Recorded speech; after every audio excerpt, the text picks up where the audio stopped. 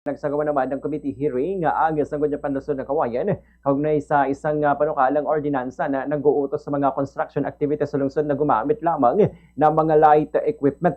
Sa panayam ng Bomb Radio Kawayan kay SP member Paulo Eliazar del Mendo, sinabi niyang layunin ng ordinansa na mabawasan ang pagkasira ng mga kalsada sa lungsod na dulot ng paggamit ng mabibigat o pagdaan ng mga mabibigat na kagamitan ng mga construction firms at upang mapagaan din ang mabigat na daloy ng trapiko. Anya mga inner roads ang pangunahing naaapektuhan dahil sa hindi ito kasing tibay ng mga national roads kahit madaling masira sa tuwing dumadaan ng mga mabibigat na equipment. Mungkahi ni SP Del Mendo sa mga construction companies na gumamit na lamang ng mga light equipment tulad ng mga mini dump truck at mini backhoe bilang alternatibong gamit sa loob ng lungsod.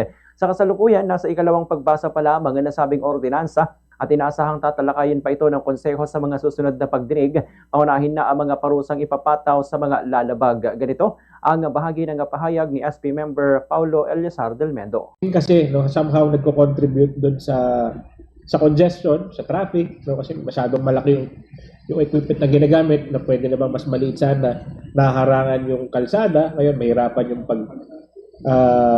yung flow ng sasakyan, so nahirapan po silang dumaan. So kaya kinakailangan gumawa po tayo ng ordinansa nang sa ganoon i-require na gumamit ng mga light equipments doon sa mga areas na hindi naman kinakailangan gumamit ng heavy equipments.